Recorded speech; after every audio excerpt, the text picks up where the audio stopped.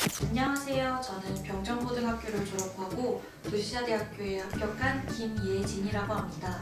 저는 신학부에 합격했습니다. 중학교 때부터 일본 애니메이션이나 드라마를 보고 일본을 되게 좋아하게 되었는데 그 영향인지 고등학교도 일부러 일본의 고등학교와 교류활동을 하는 고등학교를 선택해서 입학을 했을 정도로 일본을 굉장히 좋아했습니다. 그래서 그곳에서 이제 1학년 때 처음 일본에 가게 되었는데 그때 일본어로 친구들과 대화하는 것도 너무 재미있었고 또 일본의 거리 풍경이라던가 또 일본의 역사와 전통에 대해서 조금 더 알아보고 싶다라고 생각하게 되어서 일본에 살아보고 싶다라는 생각까지 이어지게 되었고 그런 저에게 일본어 선생님께서 학교 일본어 선생님께서 일본 유학 시험이라는 시험에 대해 알려주신 것을 계기로 일본 유학을 준비하게 되었습니다. 아버지께서 목회를 하시는데 그 영향 때문인지 어렸을 때부터 신학이나 뭔가 성경 같은 것에 굉장히 관심이 많았습니다. 그런데 왠지 한국의 신학이라고 하면은 뭔가 목회를 해야 할 것 같고 무조건 성경과 크리스트교에 대해서만 공부를 해야 될 것 같은 느낌이 들어서 좀 거부감이 들었었는데 일본의 신학부에 대해서 알아보던 중에 일본의 도시자대학교의 신학부는 3가지 일신교를 다 같이 다루는 그런 점도 마음에 들었고 뭔가 이 신학을 목회나 뭔가 전도사를 육성하기 위한 그런 과정이기보다는 정말로 신이란 무엇인가 그 종교로부터 나오는 그 문화랑 무엇인가에 대해서 그 인문학적인 관점에서 접근을 하는 점이 마음에 들어서 우리 학교에 가고 싶다고 생각하게 되었던 것 같습니다. 어차피 신학부라고 해서 뭔가 뭐 엄청 특별한 거를 준비했던 것은 아니고요. 똑같이 문과 계열의 학부와 똑같이 준비를 했지만 이제 워낙에 독특한 학교이다 보니까 좀 더 이 학부에 가고 싶어하는 그 열정이나 의지를 좀 더 필요를 했던 것 같습니다. 그리고 신학부는 다른 학부들과는 다르게 추천장이 필요해요. 그래서 저는 저에게 일본 유학에 대해서 알려주셨던 그 일본어 선생님을 찾아가서 추천장을 받아오고 그렇게 했던 것 같습니다. 일본어가 정말 많이 늘어서 일본어를 가장 좋아하게 되었다고 말할 수 있을 것 같습니다. 특히 읽고 쓰는 것에 굉장히 재미를 많이 느껴서 공부할 때 되게 재밌게 했던 것 같습니다. 책상에 앉아서 무조건 막 이 몇 시까지 단어를 외워야 돼 이런 것보다는 정말 일상생활 속에서 일본어를 많이 접하는 게 중요한 것 같아요. 그래서 학원 끝나고 집에 오자마자 무조건 NHK 틀어놓고 뉴스를 계속 듣거나 공부하기 싫을 때는 일본인 유튜버들, 일상 이런 유튜버들 말고 사회적인 지식을 이렇게 전달을 하는 그 일본 유튜버들을 찾아서 듣거나 했습니다.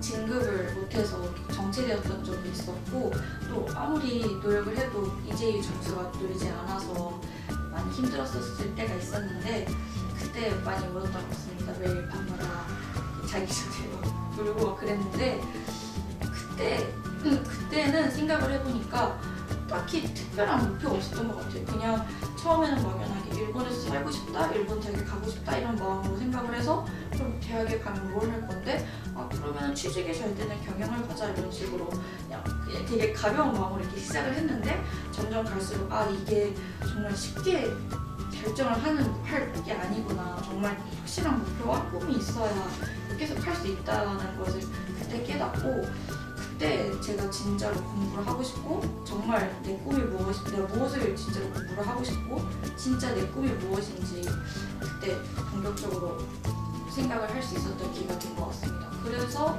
저의 경우에는 예전부터 관심이 있었던 신학에 대해서 좀 더 공부를 해보고 싶다 생각을 하게 되었고 그 목표가 생긴 이후로는 공부도 좀 더 잘 되고 성적도 조금씩 오르는 그런 결과가 있었습니다. 일단 토플을 신청하시려면 일단 토플 사이트에 가입을 하셔야 돼요. 근데 그때 영문 이름을 정말 꼭 자기 여권이랑 똑같은지 웬만하면 대문자 소문자도 맞추는 게 좋아요. 영문 이름이 내 여권 이름이랑 똑같은지 그리고 내 국적이 리퍼블릭 오브 코리아인지 꼭 확인하셔야 됩니다. 저는 그때 갑자기 이제 토플을 막 얼마 안 남았을 때 계속 미루다가 막 급하게 신청을 하려고 막 핸드폰을 했단 말이에요. 웬만하면 컴퓨터로 하시는 거 추천합니다. 핸드폰으로 이렇게 눌러서 하다 보니까 리퍼블릭 오브 코리아 밑에 데모크래틱 피플스 오브 아무튼 이게 있는데 이게 번역을 하면 민주주의 인민공화국이에요. 북한인 거죠. 그래서 저는 그냥 막 리퍼블릭을 눌렀다가 생각을 했는데 이거를 누르고 가입을 하고 심지어 저는 토플을 2번이나 봤어요. 근데 보러 갔을 때 그 개인정보에 뭔가 문제가 있는 것 같으니까 집에 가서 한번 확인을 해보고 저기 본사에다가 뭐 이메일을 넣어봐라 이런 식으로 감독관님께서 저에게 2번이나 말씀을 해주셨는데 저는 그냥 토플이 끝났다 이 기쁨에 너무 취해가지고 전혀 그걸 생각을 안 하고 이제 안 하고 있다가 이제 대학교 원서를 쓸 때 토플 성적표를 뽑아보니까 그제서야 거기에 북한이라고 표기가 되었던 거죠. 그래서 그때 학원이 뒤집어져서 막 제 실장님이랑 11시까지 남아가지고 본사에 전화하고 매일 막 울면서 나 대학교도 못 넣어, 나 이 원서도 못 넣으면 어떡하냐고 막 그랬던 기억이 있습니다. 근데 조금 결국에는 바뀌긴 했지만 그 국적은 바뀌긴 했지만 출생지는 여전히 북한으로 되어 있는 그냥 토플 성적표를 그냥 내버렸는데 도시아라를 이렇게 내버렸는데 굉장히 이게 서류 절차도 굉장히 깐깐해서 이런 오탈자도 아니지만 아무튼 이런 사소한 거 하나로 막 떨어뜨리지 않을까 고민을 많이 했는데 오히려 그 부분에 대해서 전혀 언급을 안 하시고 제가 먼저 언급을 드렸죠. 전화가 왔을 때. 실은 제 토플 성적표에 출생지가 북한으로 되는데 이거 괜찮아요? 전혀 문제가 없어요. 이런 식으로 말씀을 해주셔서 그때부터 조금 마음이 놓였던 것 같습니다.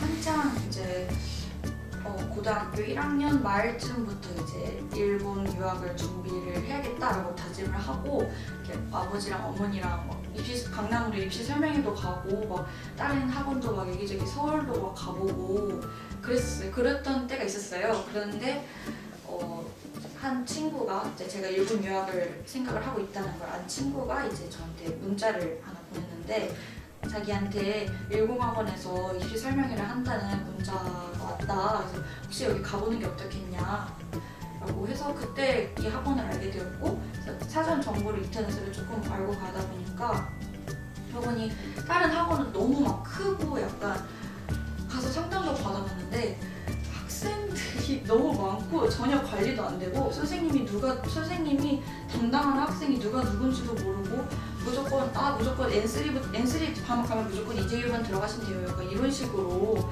그냥 바로바로 다 이재유 반을 보내버리고 그 많은 학생 중에 몇 명은 합격하겠지 약간 이런 식으로 가르친다는 느낌을 받았어요. 그런데 이제 좀 찾아보니까 여기는 굉장히 소규모고 선생님들도 굉장히 학생들을 잘 케어하는 것 같다라는 느낌을 받아서 입시 설명회를 갔는데 원장 선생님께서 설명을 너무 잘해주시고 학생들에 대한 애정이랑 그리고 열정이 좀 넘치는 것을 실시간으로 확인하고 그날 끝나고 바로 레벨 테스트 보고 등록했던 것 같습니다. 일단은 기초 일본어를 굉장히 탄탄하게 다져준다는 점이었어요. 아까도 말씀드렸다시피 정말 다른 학원들 가보면은 정말 속성으로 막 한두 달 만에 N3까지 끝낼 수 있다 약간 이런 식으로 해서 어거지로 N3 만들고 그리고 바로 이재유 풀기 시키고 그러다 보니까 중간에서 힘들어하는 친구들이 너무 많이 본 거예요. 그런 친구들을.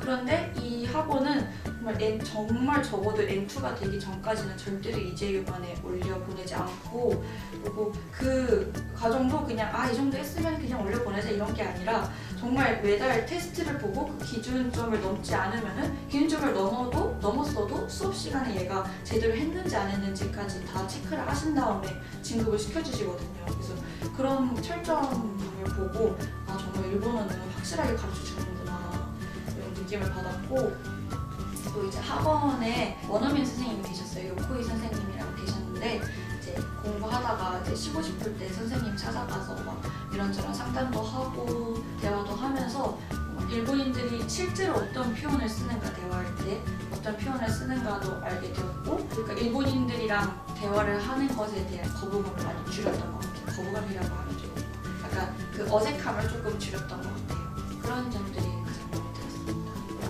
그냥 토플뿐만 아니라 모든 EJU나 뭐 다른 시험들을 준비를 할 때 그거 몇 번이고 다 확인을 해라 라는 거 꼭 말씀을 드리고 싶어요. 저 외에도 뭐 EJU 수험표 이름이랑 뭐 달라서 많이 여러 가지로 많이 서류상으로 겪는 문제들이 은근 많더라고요. 그래서 정말 확실하게 철저하게 준비를 해야 된다. 왜냐면 우리나라에서 수능 볼 거면은 그냥 뭐 선생님 저 수능 볼게요 하고 뭐 수능 뭐 무슨 과목 보고 신청서 그냥 입금 알아서 하고 그러면은 어느 날 수험표가 오고 그걸 들고 그냥 가면 되잖아요. 근데 이거는 유학이라는 것은 모든 그 절차를 제가 다 해야 되는 거예요. 학교에서 절대로 해주지 않아요. 학원에서 도와주는 부분도 있지만 본인이 감당을 해야 되고 또 그게 한국어가 아니라 영어나 일본어이기 때문에 더 철저해야 되고 더 정신을 똑바로 차리고 준비해야 되는 게 유학이라고 생각해요. 그래서 공부도 물론 중요하지만 정말 안타까운 상황이 일어나지 않도록 본인의 개인정보나 이런 서류상의 문제들이 일어나지 않도록 그런 것들을 좀 철저하게 해주셨으면 좋겠고 일본어 공부할 때 최대한 많이 들으세요. 이렇게 뭐 읽고 쓰고 하는 것은 계속 뭐 읽다 보면 이렇게 스킬이라는 게 있고 패턴이 있으니까 할 수 있는데 청해는 패턴보다는 정말 자기가 얼마나 많이 듣고 또 얼마나 많이 내가 일본에 노출이 되어 있느냐에 따라서 많이 달라지는 것 같아요. 될 수 있는 한 최대한 일본어와 많이 접촉을 하면서 이렇게 공부한다면 자연스럽게 될 것 같아요. 스마트폰 최대한 줄이시는 게 좋을 것 같아요. 저는 많이 실패했는데 그래도 공부할 때만큼은 이제 안방에 두거나 어머니 아버지가 주무시는 안방에 두거나 하는 식으로 이제 관리를 했었는데 확실히 스마트폰이 있으니까 정말 낭비하는 시간이 너무 많더라고요. 그래서 웬만하면 스마트폰은 그냥 수험생활 시작하기 전에 아예 핸드폰을 바꾼다거나 근데 또 일본어 공부할 때 핸드폰이 정말 많이 필요해요. 번역기라던가 사전, 뭐 정보 같은 거 찾을 때도 핸드폰이 정말 많이 필요하고 심지어 저는 학원이랑 집이 굉장히 멀어서 버스 시간을 확인하려고 핸드폰을 많이 봤었는데 사용 안 하기가 어려운 거 알아요. 그렇지만 정말 그 사소한 거에서도 이제 내가 공부를 하겠다는 의지를 조금 각인을 시킬 필요가 있다고 생각해서 핸드폰은 안 하셨으면 좋겠습니다. 부끄럽지만 어떻게 매일 재수하겠다고 맨날 대학 못 갔다고 이렇게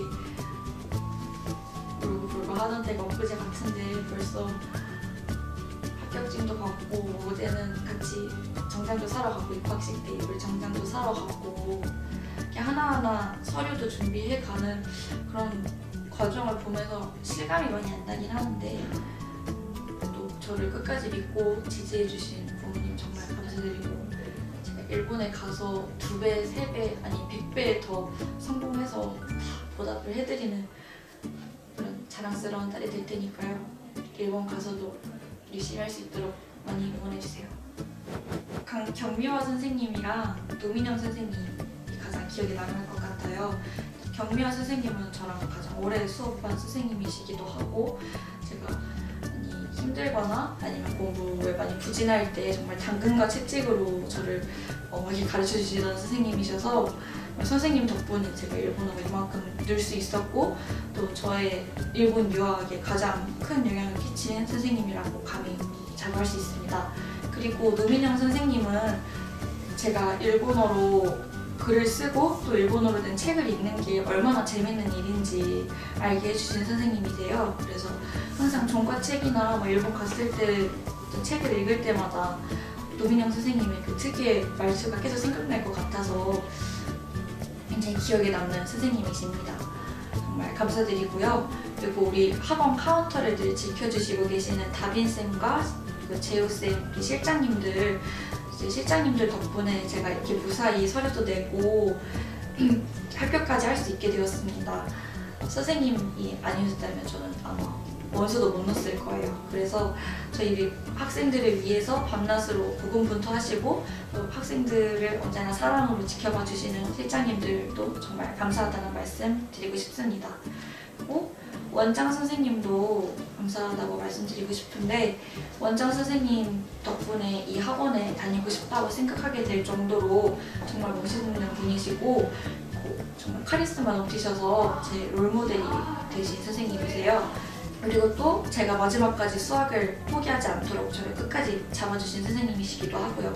그래서 우리 원장 선생님께도 정말 감사하다는 말씀 드리고 싶고, 이 외에도 기석쌤이나 다른 청해 선생님들, 그리고 회화해주신 고이 선생님들, 토플 선생님들, 그 외에 모든 조교 선생님들 모두 제 선생님들 덕분에 저희 학생들이 이렇게 빛나는 결과를 얻을 수 있었다고 자부할 수 있습니다. 선생님들 정말 그동안 수고 많으셨고, 앞으로도 선생님들처럼 멋있는 사람이 될 수 있도록 일본에 가서도 열심히 노력할 테니까요. 많이 지켜봐 주시면 감사하겠습니다. 저는 유학인 기숙사가 아닌 일본인 기숙사를 지원을 했는데요. 최대한 일본인 학생들과 만나면서 일본어 능력을 최대한 많이 끌어올리는 게 제 목표입니다. 그리고 일본어뿐만 아니라 영어 공부도 열심히 해서, 제가 토플을 공부하면서 느낀 건데, 토플을 지금은 시험 공부를 하는 중에 토플을 할 때는 너무 힘들고 벅찼는데, 이제 나중에 돌이켜 보니까 이게 정말 쓸모가 있더라고요. 그래서 토플은 꼭 일본에 가서도 열심히 공부를 해서 100점을 넘어보는 게 목표이고, 그래서 영어 성적이 조금 향상이 된다면 영어권 나라로의 취업이나 기회가 있으면 이렇게 가보고 싶다고 생각합니다.